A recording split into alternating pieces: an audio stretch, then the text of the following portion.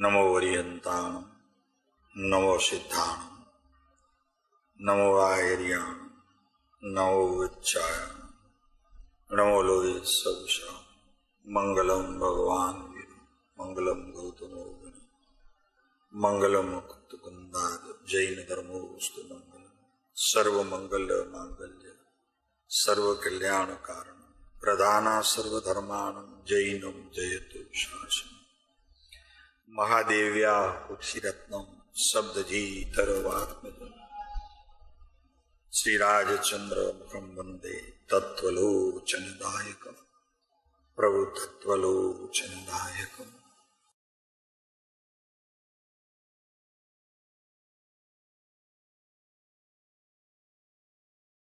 આપણે રૂટીન મોક્ષમાળા, આજથી મોક્ષમાળા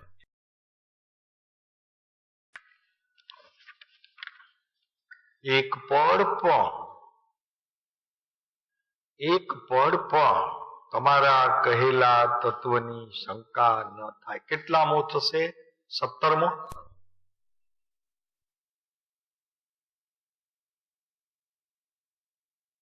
તમારા રસ્તામાં અહોરાત્ર હું રહું. પ્રભુ આપનો પંથ ચૂકી અને બીજા કોઈનો પંથ હું ગ્રહણ ન કરું, એટલે એનું જ્ઞાન પણ ન કરું અને ત્યાં જાવું પણ નહીં. બહુ આકરી શરત મૂકી સમાપન. તમારા કહેલા રસ્તામાં અહોરાત્ર રહું. પાછો ક્યારે? તો કે દિવસ અને રાત્રિ. પ્રભુએ તમારા પંથને છોડું નહીં અને બીજો પંથ પકડું નહીં. અને રહી વાત તમારા કહેલા તત્વની શંકા, તો પ્રભુ આપે કહેલું તત્વ એ તો મારા માટે શિરોમાન્ય છે, પણ હું કંઈક વિપરીત સમજ્યો હોઉં તો એ તત્વની વાતમાં કદી શંકિત થાઉં તો આશંકારૂપ થાઉં, શંકા ન કરું. આપે કહેલા આ નવ તત્વમાં કદાચ મને, આપના તો નવ તત્વ શુદ્ધ જ છે, એકદમ ચોખ્ખા પણ છે, નિર્મળ બિલોરી કાચ જેવા છે. કેમ કે જેટલા જીવો અત્યારે મોક્ષે ગયા છે એ આ તત્વ પામીને ગયા છે.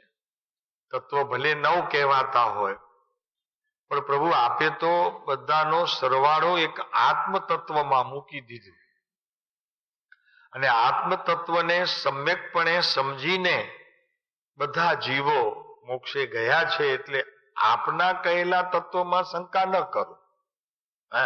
એક વાત ખ્યાલ રાખો. કૃપાળુદેવ આપણને ક્ષમાપણાનો પાઠ કહે છે કે સાહેબ, આપના કહેલા તત્વમાં તો બિલકુલ શંકા નહીં, પણ મારી સમજણમાં કંઈક વિપરીત આવ્યું હોય તો આશંકા થાય. જુદી વાત છે, થઈ શકે છે. પણ આપણા તત્વ તો એકદમ નિર્મલ શુદ્ધ જ્ઞાનાનંદ સ્વભાવમાં અને જ્ઞાયક તત્વને પ્રગટ કરતું એક એક તત્વ પ્રભુ મારે તો માન્ય છે, શિરો માન્ય છે. વાણીએ માન્ય છે, શબ્દાર્થે માન્ય છે, અર્થાર્થે માન્ય છે, ભાવાર્થે માન્ય છે, તાત્પર્યતા રૂપે માન્ય છે. આ બધા શાસ્ત્રોના આટલા પ્રકારથી એનો અર્થ થઈ શકે. વિશેષ અર્થ તાત્પર્ય, ટીકા, ભાવાર્થ બધાથી થઈ શકે.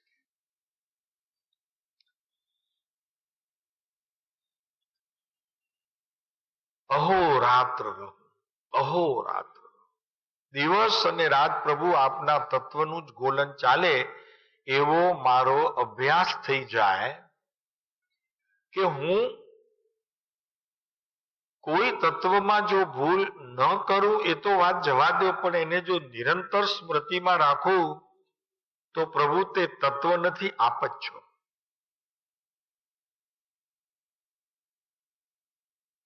સમજાય? કેમ કે આપની દરેક વાત જે કંઈ કહેલી હોય એ આપણાથી જુદી તો હોય નહીં. તો હું તત્વ આપના ભણેલા ભણું અને આપને ભૂલી જાઉં તો હું તત્વમાં સંકિત થાઉં. છે ને?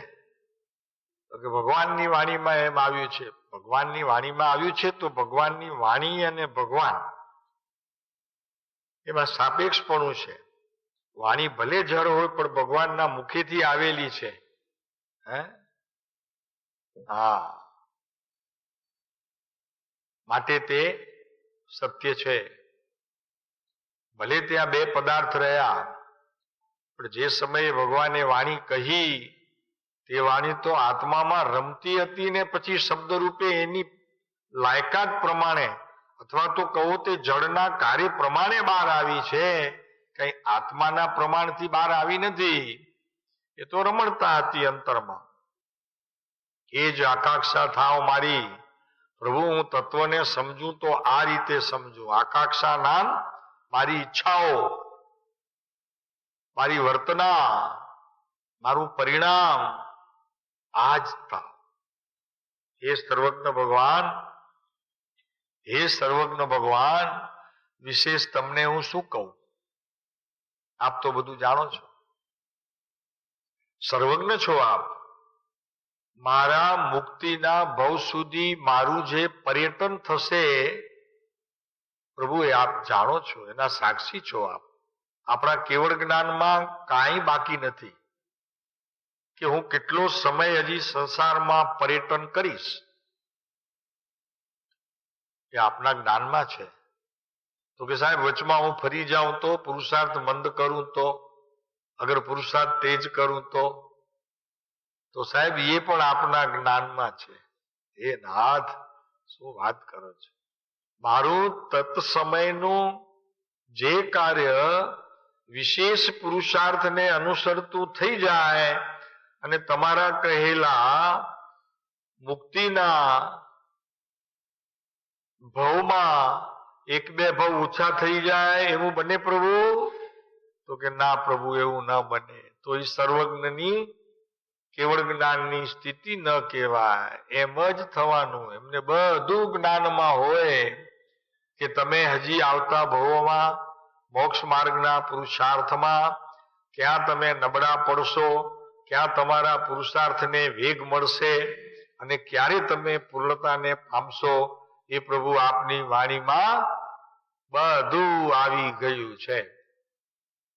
તો કે સાહેબ પછી તો આપણે કઈ કરવું નહીં ને? લે, એમ થાય ને પછી આપણે શું કરવાનું? હવે ભગવાને જોયું છે અને કાંઈ આપણે પુરુષાર્થ કરશું વિશેષ તો કઈ વહેલા જવાના નથી, અને પુરુષાર્થ મંદ કરશું ભરતભાઈ તો મોડું થવાનું નથી. માટે આપણે તો ભગવાન જેમ કરે તેમ ભગવાનના ભરોસે. એમ છે એ વાત? તો કે એ વાત કેમ છે? તો કે જો ભાઈ આ ભગવાને કહ્યું છે એમાં તને વિશ્વાસ છે? પહેલા શ્રદ્ધા છે? બોલો. આ કઠણમાં કઠણ આહારનો આ કોળીઓ છે, લ્યો સમજીભાઈ. આમાં આ કહેલી વાતમાં તને શ્રદ્ધા છે? જો તને શ્રદ્ધા છે તો તેમ જ થવાનું છે. અને જો શ્રદ્ધા નથી તો પછી જે કઈ એમાં ફેરફાર થશે એ તારી પુરુષાર્થની મંદતાને લઈને થશે. એ પણ ભગવાનના જ્ઞાનમાં આવી ગયું છે. તો કે સાહેબ પછી મારો પુરુષાર્થ શું? તો કે તારો પુરુષાર્થ એક જ, સર્વજ્ઞના વચનોમાં સંપૂર્ણ વિશ્વાસ મૂકવો. તો કે મારું મુક્તિનું છેલ્લું ભાવ ભગવાનના જ્ઞાનમાં છે. બસ આની શ્રદ્ધા રાખો તો કામ નક્કી થઈ જાય. પણ એવી શ્રદ્ધા હજી ક્યાં ભગવાનમાં આપણે મૂકી? તરત જ ચૂકી જઈએ. એ હા, આજે પ્રાર્થના ન થઈ. એ હા, આજે ભક્તિ ન થઈ. એ હા, આજે દેવ વંદનમાં ન જવાયું. એ આજે કાંઈ નથી. લ્યો આજે સ્વાધ્યાય ન થયો. હા, સમજાણા? ઓહો, બહુ કઠણ છે. તો જીવ સ્વચ્છંદી ન થઈ જાય, એના ભાવ વધી ન જાય? તો કે વધેલા ભાવ પણ ભગવાને જોયા છે. એમ બધું નક્કી કરીને ભગવાન પાસે તારો એકાઉન્ટ છે. શંકા. એટલે તો કૃપાળુદેવ બહુ સારી વાત કરે છે. એક જગ્યાએ પોતે લખે છે કે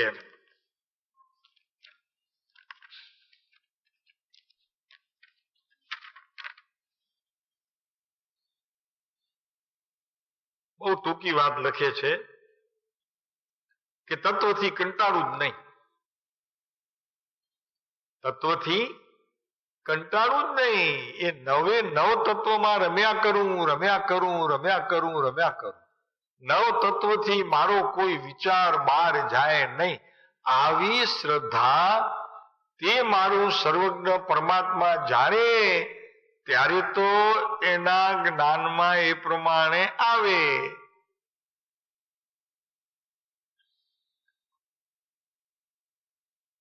બાકી તો બધાનું ભગવાન જુએ છે. ભગવાન કોઈને કઈ કહેતા નથી, અને એનું જ્ઞાન પણ હોય છે તો કઈ રાખતા નથી, પોતાનું જ્ઞાન જ રાખે છે. પણ એમ તો કહેવાય, તત્વની આરાધના કરતા લોક નિંદાથી ડરવું નહીં. અહીંયા અત્યારે શાંતિભાઈ આવ્યા તો કે ત્યાં જાઓ છો, આપણી પાસે હું ખૂટે છે? વેદાંતમાં ઘણું છે. હા, શાંતિભાઈ તમારી બાજુમાં બેઠા તો કે ઘણું છે, આપણી પાસે હું ખૂટે છે? એમ કરીને કોઈ નિંદા કરે તો એનાથી ડરવું નહીં. એટલા માટે ન ડરવું કે મને જેમાં શાંતિનો અનુભવ થાય છે, જે ક્ષેત્રથી, જે ભાવથી, જે કાળથી, જે વાણીથી, જે સમજણથી મને શાંતિ થાય છે, હું એ વાતને છોડું જ નહીં. ત્યાં પકડી લઉં તો કે ના, અહીંયા મને શાંતિ જણાય છે. તો ખરેખર તો તારા અનંત ભાવનો સરવાળો છે આ, કે જ્યાં તને શાંતિ જણાણી ત્યાં બેસી જા. એ સરવાળો છે. બેસી ગયા ભરતભાઈ આપણા. અહીંયા આવ્યા, દરવાજામાં પગ મૂક્યો તો કે નક્કી આપણી લાઈફ હવે નિવૃત્તિની અહીંયા. હા, એમ થાય કામ. હા, અને પછી એ જે વિચાર આવ્યો હોય એ વિચારને મોડા પણ ન પાડે. હો, એ વિચારને મોડા ન પાડવું, એનો અમલ કરવો તરત જ. આ નવીનભાઈ બેઠા, એનો પુરાવો. આવ્યા, નક્કી કર્યો, જગ્યા લીધી, મકાન બાંધ્યો. સાહેબ હવે અહીંયા, હવે ક્યાં 70 72 ત્યાં, હવે પછી નિર્ણય કરવામાં 2 વર્ષ ખોઈએ તો પછી શું? કેમ આ બધું શા માટે? તો કે અહીંયા સરસ છે, મજાનું છે. એમ નહીં, મારા આત્માને મને શાંતિના અનુભવ થયા છે. એમ લાગે છે કે અહીંયા મારું કામ નક્કી થશે એવો વિશ્વાસ એક વખત ઉભો થયો, જીવને પછી પ્રમાદશે ન. હા, રહેવું જ છે, અહીંયા જ રહેવું છે. અને એમાં પછી કૃપાળુ દેવે તત્વ પામવા માટે એક બહુ આકરી વાત કરી કે જગત છે ને એ મતભેદના બંધનથી તત્વ પામી શકી નથી. આ મતભેદ શેના મતભેદ? તો કે અમારે ત્યાં તો બસ અમે મહારાજ સાહેબ કે અમારે સાહેબ તો જે અહીંયા બતાવે તપ જપ બતાવો, અમારે કઈ બીજું નહીં. તો નામે ન આવડતા હોય તત્વના તો અભ્યાસ તો ક્યાંથી હોય? તો આ બધો લોક નિંદાથી ડરીને અને મતભેદથી આ બધું આપણે છોડી દઈએ છીએ, જેનાથી આપણે આ મનુષ્ય ભાવ મહામોંઘો હારી જઈએ છીએ. અને એટલે જ કૃપાળુ દેવે એક જગ્યાએ વિશેષ તત્વ સંબંધી કીધું કે વિવેકથી તત્વને કોઈક જ શોધે છે. આ બધા બોલ છે, નાના નાના ટૂંકા ટૂંકા. વિવેકથી તત્વને કોઈક જ શોધે છે. વિવેક એટલે શું? સ્વ અને પર. સ્વ તે આત્મા, એનાથી જે કઈ બધું છે એ બધું પર. તો પર મારું નહીં અને સ્વ પરનું થઈ શકે નહીં. પર મારું નહીં અને સ્વ પરનું થઈ શકે નહીં. હું માનું તે મિથ્યાત્વ, એ અજ્ઞાન, એ સંસારનું કારણ, એને વિવેક કહેવાય.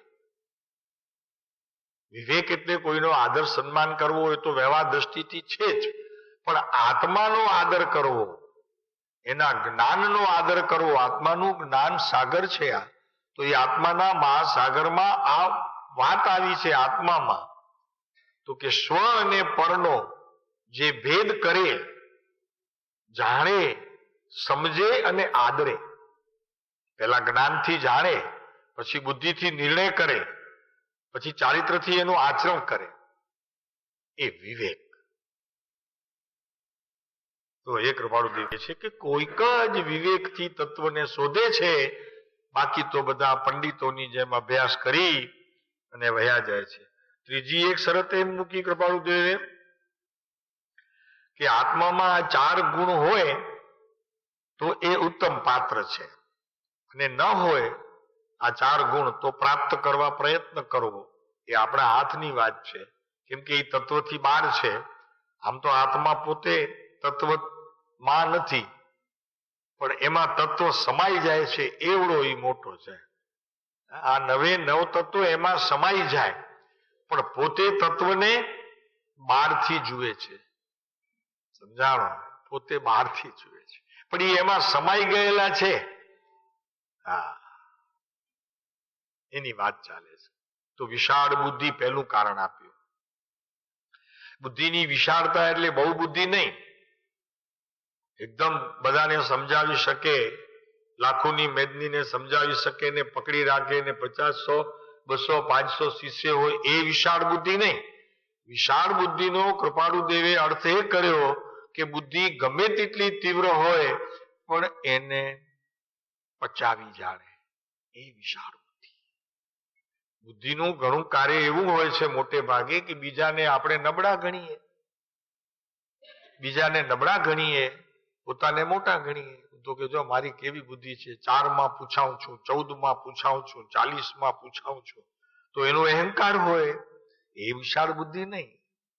વિશાળ બુદ્ધિનો અર્થ કર્યો કે જેણે બુદ્ધિને અંતરમાં લીધું હોય અને બીજા કોઈ જીવને એક અંશ માત્ર પણ હાનિ ન પહોંચાડી હોય પોતાની બુદ્ધિ દ્વારા, એનું નામ વિશાળ બુદ્ધિ છે.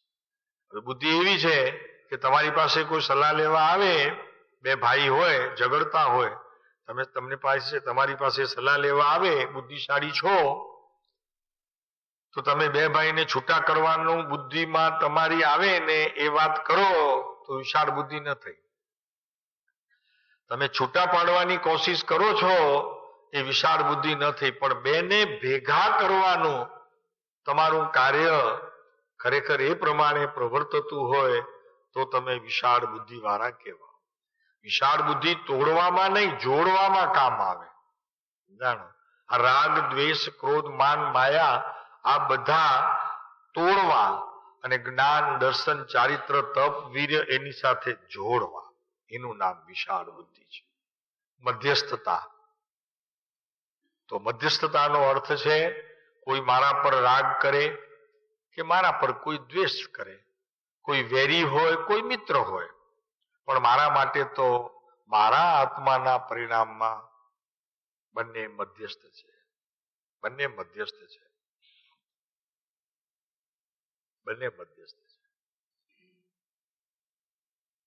સરળતા, મને કોઈ કહી જાય, મારી ભૂલ ન હોય તો કોઈ કહી જાય, સરળપણે ત્યારે સ્વીકાર કરી લેવો, પછી કેવું 4 કલાક 6 કલાક નીકળી જાય તો પછી ભાઈ તો કે મારી ભૂલ નહોતી, વસ્તુ આમ બની હતી. અને સરળપણામાં એક બીજો ગુણ છે કે કોઈ સરળપણે રહેલો જીવ બીજા ઉપર દોષનો ટોપલો ન નાખે. પોતે એમ સમજે કે મારી ભૂલ ન હોવા છતાં પણ મારા કોઈ કર્મના ઉદય પૂર્વે મેં એ જીવને દુભવ્યો હશે, એથી મારા ઉપર આ આરોપ આવ્યું છે, શાંતિ રાખો. સરળપણાનો બીજો અર્થ છે શાંતિ રાખી સમતામાં રહેવું. તો સમતાનો જે ગુણ છે તે સામાયિકમાં જાય છે. અને શાંત રહ્યા તમે, કાંઈ ન બોલ્યા, એનું પ્રતિક્રમણ થઈ ગયું તમારું. એ તમારું પ્રતિક્રમણ થઈ ગયું. કોઈને જરા જેટલું બી તમે બોલ્યા નહીં, તો એ તમારી ભૂલ ન હોવા છતાં પણ તમે સમભાવે સહન કર્યું. હા, તમારું પ્રતિક્રમણ થયું. ભલે તમને કોઈ એમ મફતમાં તો કોઈ કે નહીં, પૂર્વે ક્યારે પજવ્યા હશે એ જીવને ત્યારે જ કે, નહીતર કે નહીં. કોઈ કાંઈ ન કરે ભાઈ. એક કીડી પણ તમને ચટકો ખડે છે ને, અને એક મચ્છર પણ કાટે છે ને, તો પૂર્વે તમે એની સાથે કંઈક લડાઈ કરી છે. હા, તારા દોષે તને બંધન છે. બે પહેલી વાત મૂળમાં મૂળ ગા છે, એ સરળતાનો ગુણ છે. તારા દોષે તને બંધન છે. બસ. કોઈ પરિણામમાં, તારા પરિણામમાં કોઈ બીજાના પરિણામ કઈ લાભ કરે કે નુકસાન કરે એમ છે નહીં.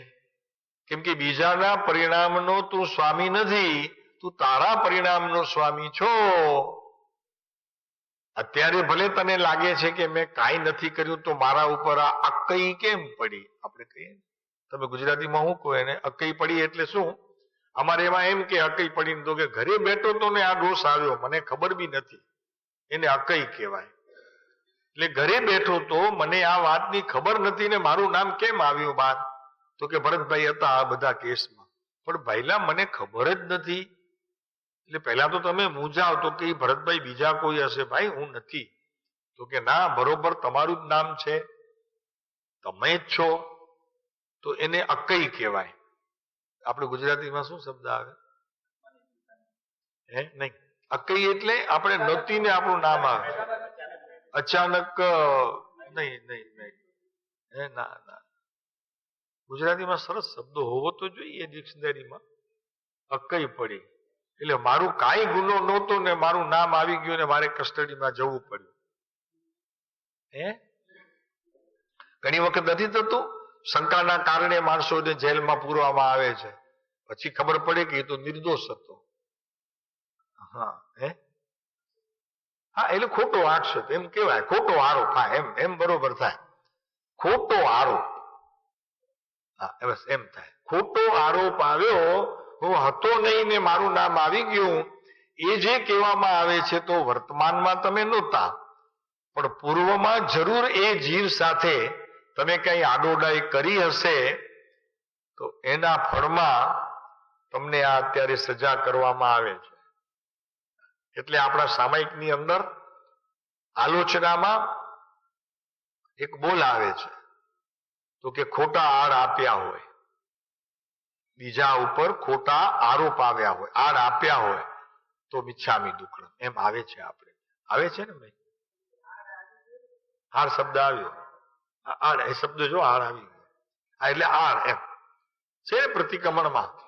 હા, બોલો છો ને કે કોઈના ઉપર મેં ખોટો આરોપ કીધો હોય, આડ આપ્યું હોય, તો તે સંબંધી મિચ્છામિ દુક્કડમ. બહુ સંભાળવા જેવું. આપણા ઘરમાં કામવાળી કામ કરતી હોય ને આપણને કોઈ ચીજ ન મળતી હોય તો આપણને એમ થાય કે આપણે તો ઘરમાં છીએ, એકલી જ આવે છે, તો આપણે એના ઉપર ખોટો આરોપ મૂકીએ તો કે તે જ લીધું છે, બીજું તો કોઈ આવતો નથી. પણ પછી 4 દિવસ રહીને ખબર પડે કે વસ્તુ તો ઘરમાં જ પડી હતી, કઈક ઊંધે હાથે રહી ગઈ હતી, મળી નહોતી. ઈ આડનું ફળ તમને ગમે તે ભાવમાં આવે અને તમારા ઉપર ખોટો આરોપ આવી અને તમારે જેલના સળિયા પાછળ જવું પડે. કેટલો ઉપયોગ રાખવો પડે વ્યવહારમાં. તત્વ તો ઠીક છે, નામ છે તત્વના તો, હે, અને જીતેન્દ્રિય પણ 5 ઇન્દ્રિયોના વિષયો જીતવા એટલે એનો અર્થ કે ઈ માગે ખોટી વાત, ખોટી રીત, ખોટા કામ ના આપવું. ત્યારે એમ ન સમજવું કે ભગવાને જોયું હશે હું આપીશ મારા બેટા, એમ કેવો તો કે સાહેબ એ આમાં ના આવે, ભગવાને જોયું હશે. અરે ભાઈ હું કરે તું પણ. જીતેન્દ્રિય પણ 5 ઇન્દ્રિયોને જીતવાની નથી. 5 ઇન્દ્રિયો તો જડ છે, પણ 5 ઇન્દ્રિયોનો જે વિષય છે એ વિષયને જીતવાનું છે. તો આ 5 જેનામાં ગુણ હોય તે તત્વ પામવાનું ઉત્તમ પાત્ર છે. આ વાત આપણે કરી તત્વ સંબંધની. હવે જરી આપણે તત્વને પોતે જરાક જોઈ લઈએ. સામાન્ય રીતે વળી પાછો અભ્યાસ કરી લઈએ. નવે નવ તત્વનો અભ્યાસ કરી લઈએ, જરા ખ્યાલ આવે આપણને તો કે ભાઈ આ જીવ શું છે, આ જીવ શું છે, આશ્રવના 2 આધાર પાપ અને પુણ્ય શું છે, અને પોતે આશ્રવ શું છે, બંધ તત્વ શું છે, સંવર શું છે, નિર્જરા શું છે, અને મોક્ષ શું છે. તો જીવ પહેલો, તો જીવ તત્વ શું છે? તો કે જીવ એટલે આત્મા, જીવ એટલે જ્ઞાન. એનું જ્ઞાન, એનું કાર્ય જ્ઞાન કરવું એ આત્મા સતત જ્ઞાન જ કર્યા કરે, જ્ઞાન જ કર્યા કરે, જ્ઞાન જ કર્યા કરે. અને એ પણ જ્ઞાન કોનું કરે? પોતાનું કરે, બીજાનું ન કરે. કેમ? તો જ તત્વ છે, નહીંતર તત્વ નથી. જો તત્વમાં બીજાનું કામ કરવાનું કહેવામાં આવ્યું હોય તો એને તત્વ કહેવામાં જ ના આવે. તત્વના 2 પડખા નથી, એક જ પડખું છે. આત્માને 2 પડખા છે, સમજાણ? એક વિશેષ અને એક સામાન્ય, એવા આત્માને 2 છે. તો દ્રવ્યને પણ સમજાવવા માટે કીધું, અને તત્વને સમજાવવા માટે કીધું, એક દ્રવ્યથી અને એક ભાવથી. એક દ્રવ્ય અને એક ભાવ, એવી રીતે બંને જગ્યાએ એમ કીધું છે, પણ એ તો સમજાવવા માટે કીધું છે. તો સદા જ્ઞાન સ્વરૂપ છે આત્મા, એટલે કે જીવ પદાર્થ જ્ઞાન સ્વરૂપ જ છે. એનું બીજું કાંઈ કામ નથી શાંતિભાઈ. એ ખાવું પીવું એ તો ઠીક, કોઈની ટીકા કરવી, કોઈને ઉતારી પાડવું, કોઈને વેરી ગણવા, કોઈને મિત્ર ગણવા, એવું આત્માના જ્ઞાન સ્વભાવમાં મૂળથી નથી. હવે નથી એ આપણે કરીએ છીએ તો તત્વની શંકા થઈ, શંકા ઊભી થઈ. આ શંકા મટી ગઈ, શંકા થઈ. અથવા તો કહું કે મને તત્વની સમજણ ન પડી અને હું કાર્ય કરી જાઉં છું, તો અજ્ઞાન થયું. અજ્ઞાનની મને કોઈએ સમજણ આપી કે આ ભાઈ આવું ન કરાય, સાધુ સંત પરમાત્માઓએ આપી હોય કોઈએ તો કે આવું ન કરાય, આ તમારું અજ્ઞાન છે, અને જો એ મારાથી ન છૂટે તો મિથ્યાત્વમાં જાય. તો મિથ્યાત્વ, અજ્ઞાનનું મિથ્યાત્વ. કેમ કે મિથ્યાત્વ જીવ જે છે ને મોટે ભાગે જળ જેવો છે, સમજે જ નહીં. હવે એ મિથ્યાત્વ, પહેલા ગુણસ્થાનક મિથ્યાત્વની વાત નથી, આ નીચેના ગુણસ્થાનકની વાત છે. પહેલું ગુણસ્થાનક મિથ્યાત્વ ગુણસ્થાનકની વાત નથી, મિથ્યાત્વ પરિણામની વાત છે. એમાં ફેર કરવો હો પ્રભુ, નહીતર લોચો વરસે. સમજાય છે બહેનોને? મિથ્યાત્વ નામનું પહેલું ગુણસ્થાનક તો જ્યારે પ્રગટે છે ત્યારે રાગની, દ્વેષની, ક્રોધની, માનની, શુભની, અશુભની, વિભાવની, સ્વભાવની, સ્વની, પરની એનું જ્ઞાન હોય છે. એટલે એ પહેલે ગુણસ્થાનકે આવે છે. અને પહેલે ગુણસ્થાનકે જે આવે છે તે ચોથે પહોંચશે. આ તો મિથ્યાત્વના નીચેની વાત છે, જેને અજ્ઞાન પ્રવર્તે છે. અને એ અજ્ઞાનનું વિસ્તૃત વિશેષ થાય તો મિથ્યાત્વમાં જાય. અને પાછો મિથ્યાત્વમાં પણ કહેલી વાતને પોતે ન સમજે તો એ મિથ્યાત્વ અનંતાનુબંધી બંધમાં જાય. એનું ફળ અનંતાનુબંધી. ઓહો, દુઃખની વાત થઈ જાય ને. માટે જાગવા જેવું છે હો તત્વમાં. અનંતાનુબંધી એટલે શું? તો કે અનંત ગુણ્યા અનંત ગુણ્યા અનંત ગુણ્યા અનંત ગુણ્યા બંધ પડે,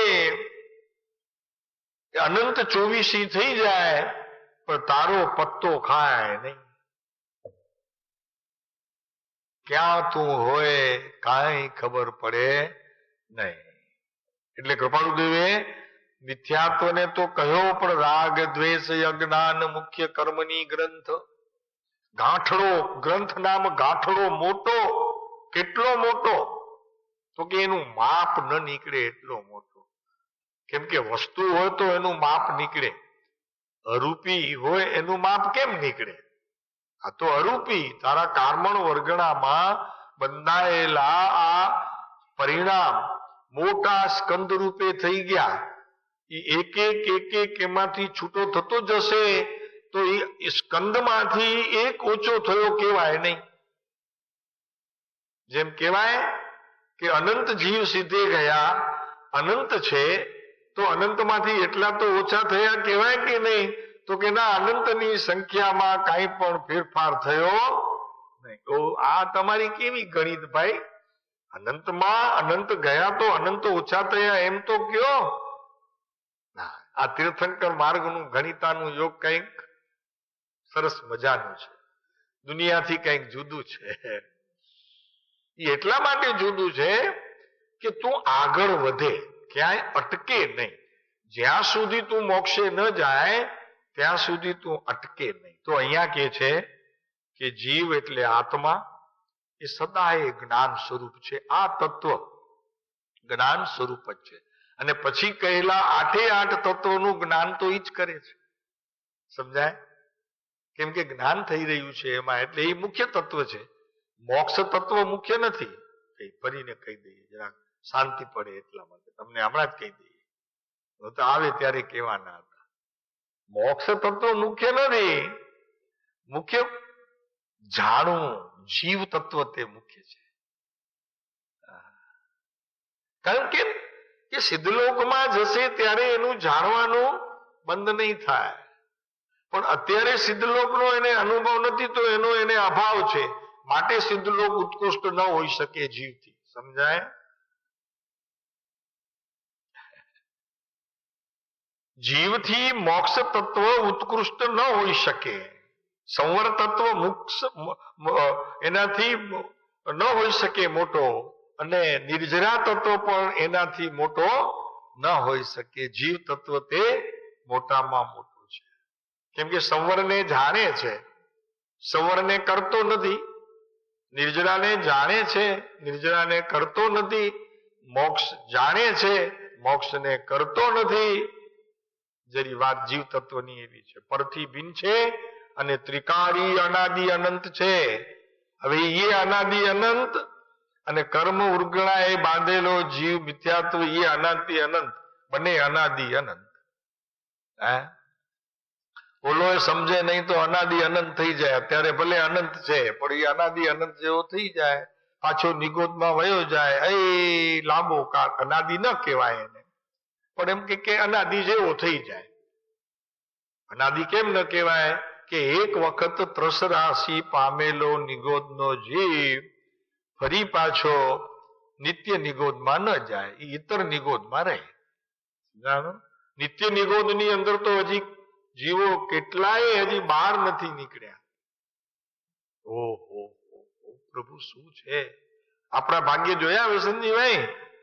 હા, નિત્ય નિગોદ એટલે કાંદા બટાટાની અંદર રહેલા નિગોદનો જીવ એક શ્વાસ આપણે લઈએ એમાં કેટલા વખત? 18 વખત જન્મે અને મરે. નિગોદનો જીવ. બીજા નિગોદના જીવની વ્યાખ્યા કરીએ. આ લીલ ફૂલ થાય છે ને, પાણી પડ્યું હોય તળાવમાં અને એના ઉપર લીલ થાય, લીલ.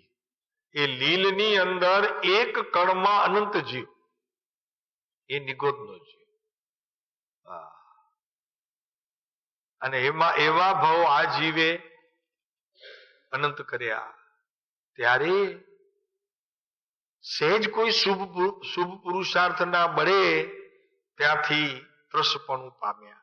તો ત્રસપણામાં પોતાનું શરીર હોય. નિગોદના જીવમાં તો એક શરીરને અનંત જીવ હોય, સ્વતંત્ર શરીરે ન મળે. લ્યો તો સાહેબ શરીર ન મળે તો સુખ નહીં. હાલો, આ શરીર મળ્યું તો દુઃખી. ઘણા વારી પ્રશ્ન કરે અમને તો કે સાહેબ તો પછી સારું ન કહેવાય? બીજાના શરીરમાં આપણે રહીએ તો ભાડેના મકાનમાં, ત્યાં જ્ઞાન ન થાય આપણને કે બીજાના ઘરમાં રહીએ છીએ, આપણું ઘર નથી. ભાઈ નિગોદના ભવમાં અક્ષરનો એક અક્ષરનો અનંતમો ભાગ એટલે એ કેવડી ગમ્ય છે. આપણે એને વાણીમાં લઈએ છીએ પણ છે તો કેવડી ગમ્ય, દેખાય નહીં એટલું જ્ઞાન ત્યાં ખુલ્લું હોય. અને એની વેદના આપણને એમ લાગે કે આપણે જાજુ જાણીએ છીએ તો જાજુ દુઃખ છે. જેની જાજી બુદ્ધિ હોય એને વિકલ્પ જાદા હોય. ને કોઈ માઠો હોય વિચારો સ્વભાવનો નબળો હોય અમારા જેવો તો એને વિચાર ઓછા આવે તો કે એ દુઃખી. આપણી વ્યાખ્યા શું સંસારીઓની? સંસારીઓની શું વ્યાખ્યા? તો કે જાજો જાણનારો સુખી, બરોબર છે, અને ઓછો જાણનારો દુઃખી. ખરેખર એમ છે પણ આપણે ઉલટું સમજીએ છીએ. એટલે અક્ષરના અનંતમાં ભાગમાં જ્યાં નિગોદના જીવને જ્ઞાન રહ્યું છે, દુઃખી છે, બહુ દુઃખી છે પ્રભુ. આપણી વિચાર કરીએ, આપણી 5 ઇન્દ્રિયો અને હાથ પગ અને બધા બરોબર છે, પણ એમાં એક હાથ પગ એટલે એક અંગ ઓછું થઈ જાય, એક અંગ ઓછું થાય અને એક ઇન્દ્રિય ના વિષયમાંથી કોઈ જતું રહે, આંખ કાન, તો કેવું લાગે? દુઃખ કે સુખ? હવે એની પાસે તો કાંઈ નથી, નિગોદના જીવ પાસે તો કાંઈ નથી, શરીરે પોતાનું નથી. અને કેવો મરે છે, શ્વાસો શ્વાસમાં 18 વખત જન્મીને મરણું, એ જન્મ મરણના દુઃખ એ તો આપણે જયારે અહીંયા દેહ છૂટશે ને ત્યારે આ પ્રદેશો પૂતગલના પરમાણુઓ સાથે જયારે છૂટા પડે છે ને ત્યારે કેન્સર જેવા રોગના સમયે પણ જે પીડા ન થાય એનાથી અનંત ગણી પીડા ત્યારે હોય છે. આપણે કહીએ કે આને કેન્સર થયો ને ગુજરી ગયો, એના દુઃખ કરતા, એની પીડા કરતા, એની વેદના કરતા જ્યારે આ આત્માના પ્રદેશો આ પૂતગલથી જ્યારે છૂટા થાય છે ત્યારે એને અનેક ગણી વેદના હોય છે. એટલે કુદરતે શું કર્યું? કુદરતે એક તમારા માટે એટલે આપણા માટે એક સારી યોજના કરી કે અતિ વેદનાના સમયમાં જીવ બેસુધ થઈ જાય છે.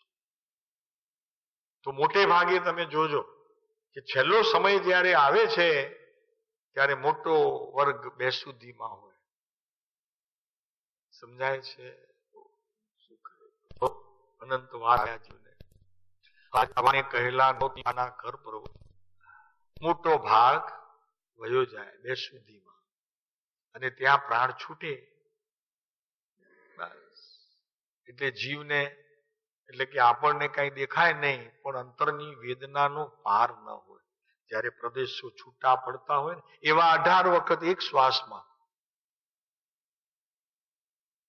આ નિગોદનો જીવ કેટલી વેદના હશે અને એ વેદનામાં કોની સ્મૃતિ થાય?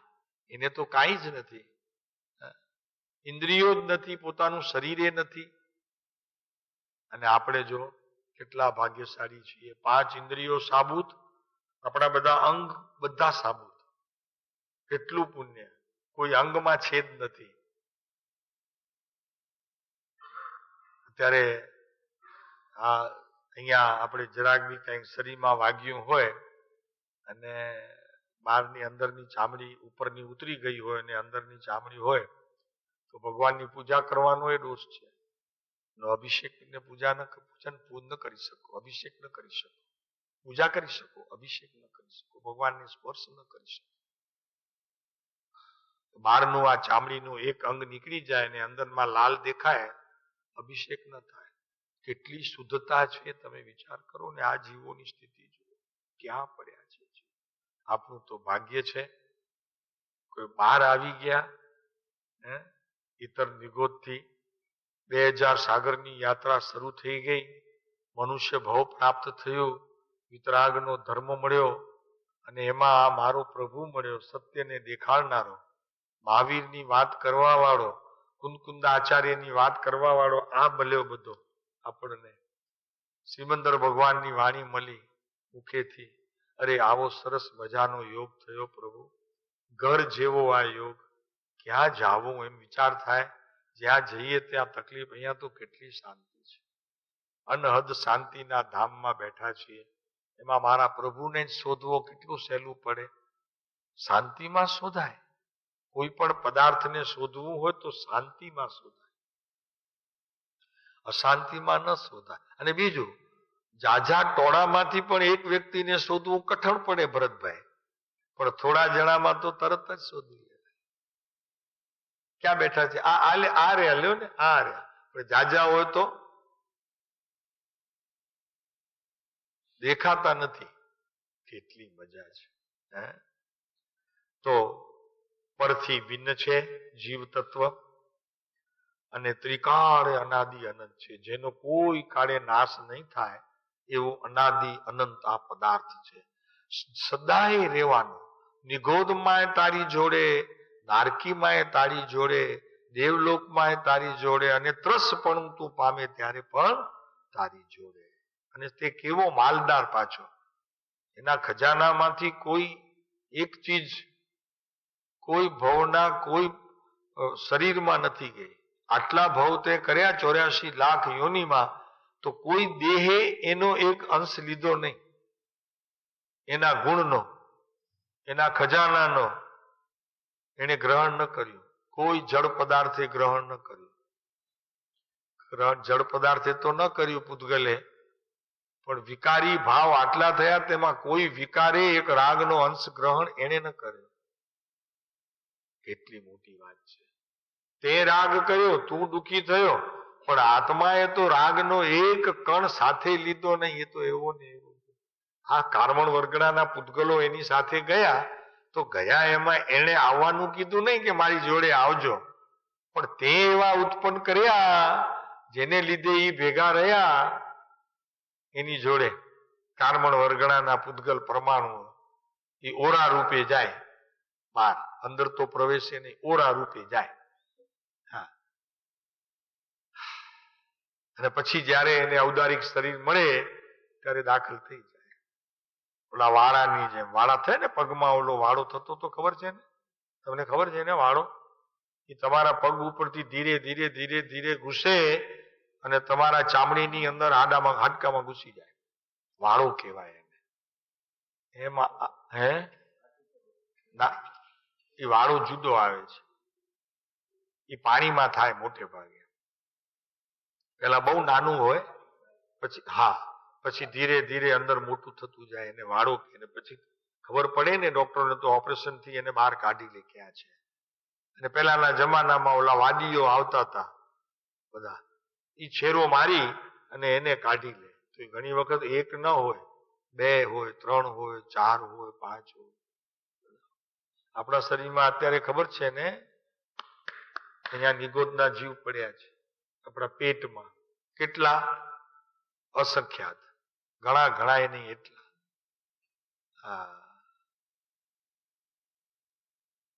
અને સિદ્ધલોકમાં જયારે જઈએ ત્યારે પેટ સંકોચાઈ જશે, એટલા નાના થઈ જઈશું. આમ દેહ આ જ હશે,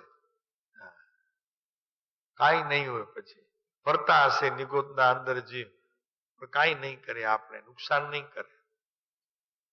સિદ્ધલોકમાં પણ, સિદ્ધલોકની અંદર સિદ્ધલોકના જીવોના પેટમાં અત્યારે નિગોદના જીવ ફરે છે.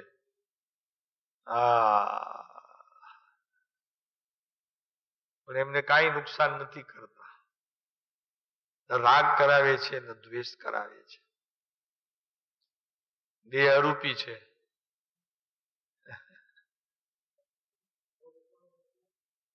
હા, ફર્યા કરે. 14 રાજ લોક છે ને.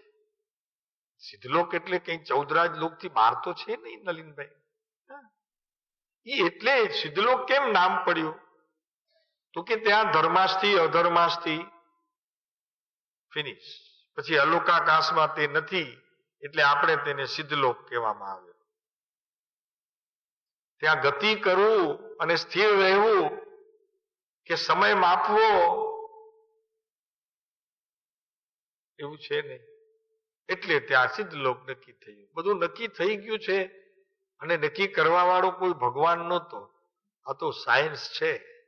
જેમ સાયન્સની અંદર તમે આ પાણીમાંથી 2 ચીજો કાઢો છો બહાર, તો અત્યારે દેખાતી નથી, છતાં વૈજ્ઞાનિકો એને કાઢે છે. તો એમાં કોઈએ નાખી નથી, સહજ છે. પાણીના એક ટીપામાં એ નીકળે, એક બીજું શું નીકળે? એક ઓક્સિજન ને બીજું હાઇડ્રોજન. બે વસ્તુ તો છે જ એમાં, આપણને દેખાતી નથી. એમ અહીંયા તીર્થંકરના પેટમાં, એટલે કે બધા સિદ્ધોના પેટમાં નિગોદનો જીવ ફરિયાદ કરે છે.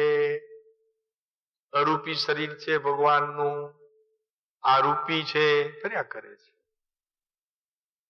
એટલે એનો મતલબ એમ નહીં કે સિદ્ધલોકમાં બધા અરૂપી જ જાય. આજો રૂપી જાય ગયા ને.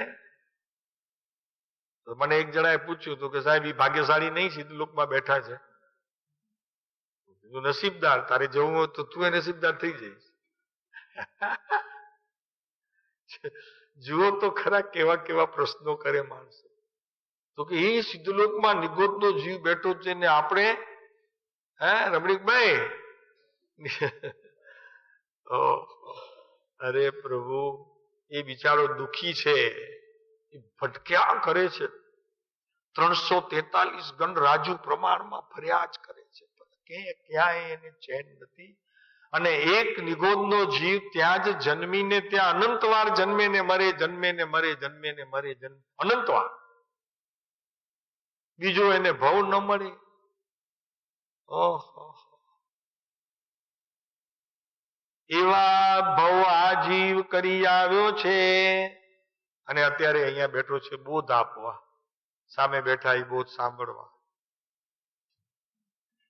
કેટલી જાગૃતિ રાખશો ત્યારે આ ભગવાને કહેલા 9 તત્વને આપણે યથાર્થપણે સમજીને મુક્તિ માટે અહીંયાથી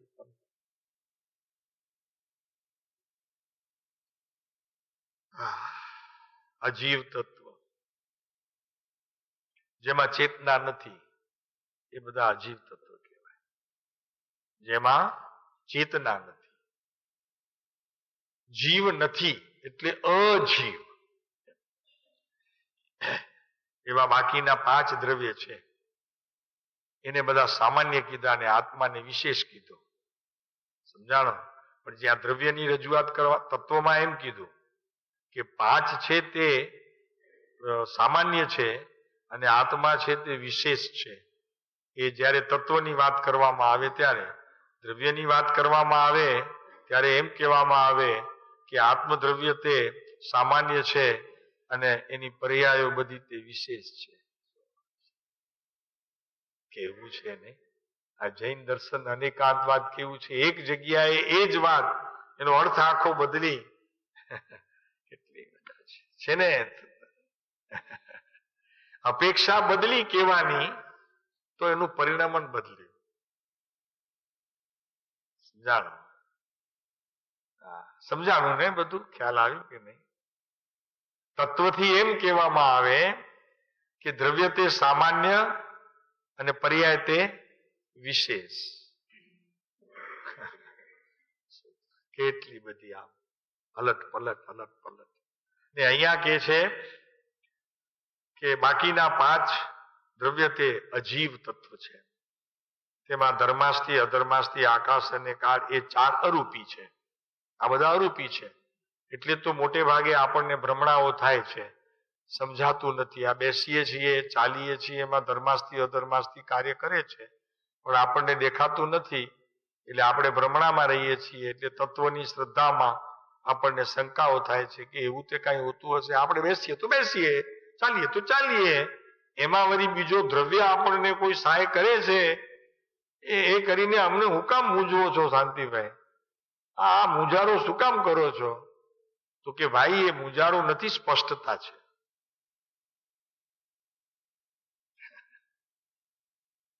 ભરતભાઈ કેટલી સુંદર વાત છે. અને જ્યાં સુધી જ્ઞાનમાં મારે સ્પષ્ટતા ન થાય ત્યાં સુધી હું મારા જીવ તત્વને સમજી કેવી રીતે શકું? અગર ને બીજી વાત કે સમજી ન શકું તો એને પ્રાપ્ત કેવી રીતે કરી શકું? સમજ્યા વિના પ્રાપ્ત કેવી રીતે થાય? મને ખબર પડે કે ભાઈ આ જંગલ છે, એમાં એક એવું ઝાડ છે કે જે મરતો માણસ એક વખત બોલે, પણ હવે આમાં મને અભ્યાસ નથી કયો ઝાડ છે તે. તો શું કરવું? આપણે હાથ અને હથિયાર, હાથ ને હથિયાર બંને હેઠા. આપણે હનુમાન તો જીએ નહીં, હનુમાન લઈ આવ્યા, એને એમ સંજીવનીનો ખ્યાલ ના આવ્યો તો કે શું કરું? તો કે આખો પહાડ લઈ લો. એનો જાણનાર વૈદ્ય ત્યાં બેઠો છે, એ ગોતી કાઢશે.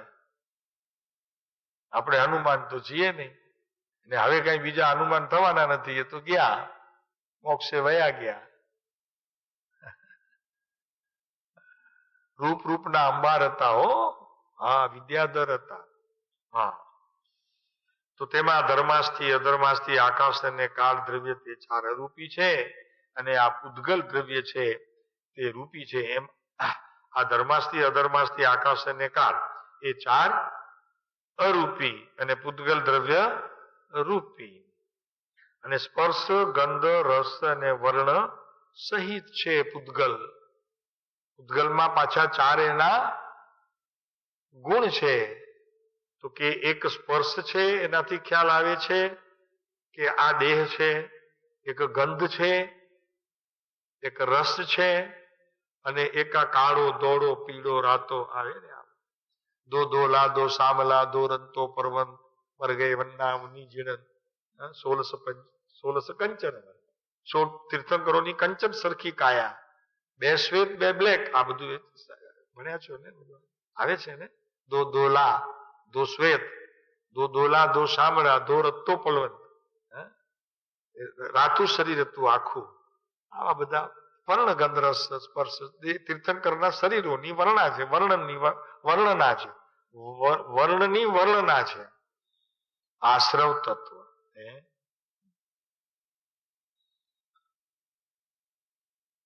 સંસારી જીવમાં, એટલે આપની વાત કરે છે, શુભ અને અશુભ એવી એક અરૂપી અવસ્થા પર્યાયમાં થાય છે, તેને અહીંયા આશ્રવ ભાવ કહેવામાં આવે છે. એ આશ્રવ તત્વ છે. શું થયા કરે છે? એક અરૂપી અવસ્થા પર્યાયમાં થાય. શુભ, ક્યારેક અશુભ, ક્યારેક પાપમાં વયા જઈએ, ક્યારેક પુણ્યમાં વયા જઈએ. ક્યારેક ભગવાનની ભક્તિનો ભાવ આવે તો ક્યારેક થિયેટરમાં બેસીને પિક્ચર જોવાનો ભાવ આવે, ક્યારેક નાટકના થિયેટરમાં જવાનો ભાવ આવે, ક્યારેક સંસ્કૃતિ કાર્યક્રમ ક્યાંક થતું હોય જૈન દર્શન સંબંધીનો તો એ ભાવ આવે. ક્યારેક આપણને જગજીતસિંહને સાંભળવાનું મન થાય, અને ક્યારેક આપણને ઓલી હરિભાઈ ચોરસિયાનું બંસરી નાદન સાંભળવાનું મન થાય, અને ક્યારેક જૈનોના કોઈક સાંસ્કૃતિક કાર્યક્રમ હોય, એવા નાટક હોય અપૂર અવસર જેવા, તો એ જોવાનું મન થાય. પણ એ બધો શુભ અને અશુભ ભાવ છે. એમાં ક્યાંય તારો સ્વભાવ ન હોવાના કારણે એને ધર્મ કહેવાય. મંદિરમાં જાય, ભગવાનના દર્શન કરવાનો ક્યારેક ભાવ આવે, સમજાય? અને ક્યારેક ઉદ્યાનમાં જઈ અને તે ઉદ્યાનમાં રહેલા કુદરતી નેચરલ વસ્તુઓને જાણવાનું મન થાય, માણવાનું મન થાય. ભગવાનને માણી આવ્યો એ શુભ ભાવ, ઉદ્યાનમાં બેઠો એના વિચાર કરે અશુભ ભાવ. આ બધું ચાલ્યા કરે છે. એને અહીંયા આશ્રવ તત્વ કહેવામાં આવે છે. હા, એ ભાવ અશુભ, અશુભ, અશુભ ભાવ, અશુભ ભાવ છે. કુદેવ થયા ને, કુદેવીઓ આવીને એમાં. કેમ કે મારે એને જોવું છે કે જે મારા આત્માના કાર્યમાં મને ઉપયોગી થાય. શાંતિભાઈ, મારા આત્માના કાર્યમાં ઉપયોગી થાય એવાને મારે દર્શન કરવા છે. તો દેવદેવીઓ પાસે આત્મા એમણે પણ કઈ પ્રગટ કર્યું એવું કોઈ આપણી પાસે પુરાવો નથી. સમજાણો? ખ્યાલ આવ્યો કે નહીં? પુરાવો નથી આપણી પાસે. જયારે તીર્થંકર પરમાત્મા કે આ કૃપાળુદેવ કે બીજા એવા જ્ઞાનીઓ જે વેદાંતમાં થયા છે, અને એવા વેદાંતમાં થયા છે જે પોતે કુટીરમાં રહે, કાંઈ બોલે નહીં, ચાલે નહીં, પોતાના કાર્યમાં રક્ત હોય, કાંઈ ગામમાં આવે નહીં, શહેરમાં જાય નહીં, એવા જે સંતો જે વેદાંતમાં છે કે અન્ય ધર્મમાં છે, બધા પૂજનીય છે. નુકસાન એ થાય કે આપણે આ શિર છે ને, એની અંદર આખું જીવ તત્વ આત્મા છે આપણો. ખ્યાલ આવ્યો? તો આત્મા પોતે પૂજવા યોગ્ય છે, જ્યારે આપણે એ પૂજાવા યોગ્ય છે, જ્યારે આપણે એને પહેલા જ બીજાને સમર્પણ થઈ જઈએ છીએ.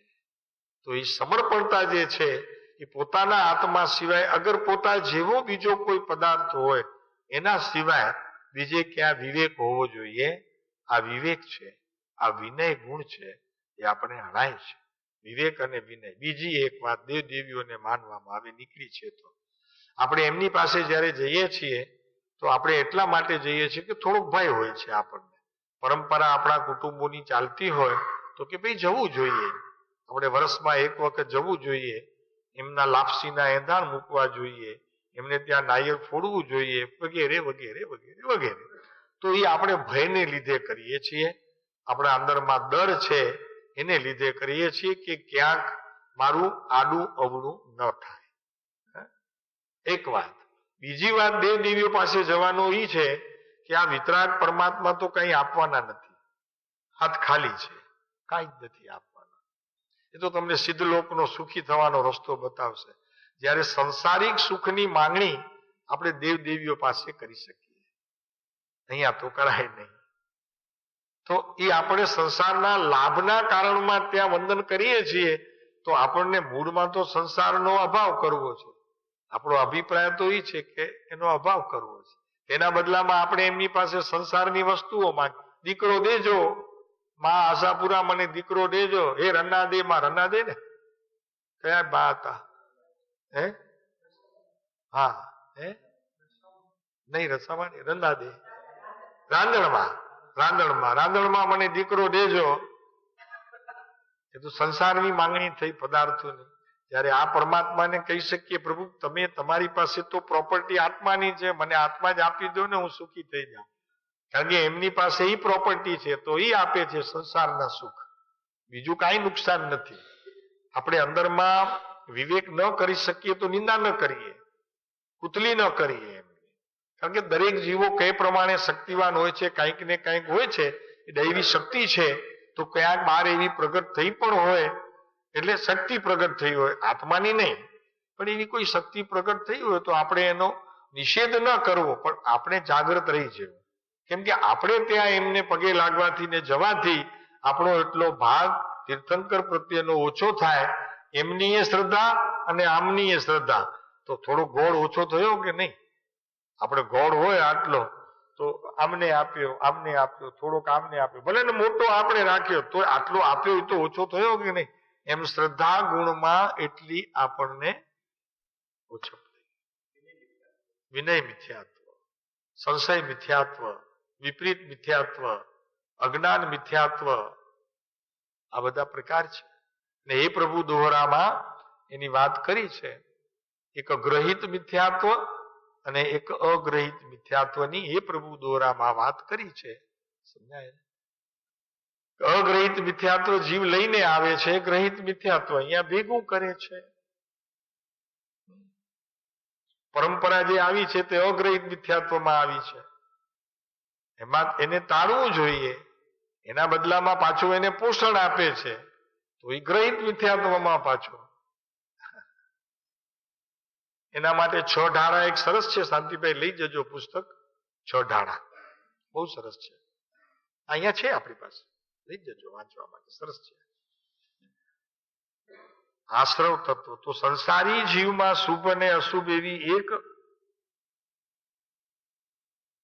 ઓમ શાંતિ. સમય થઈ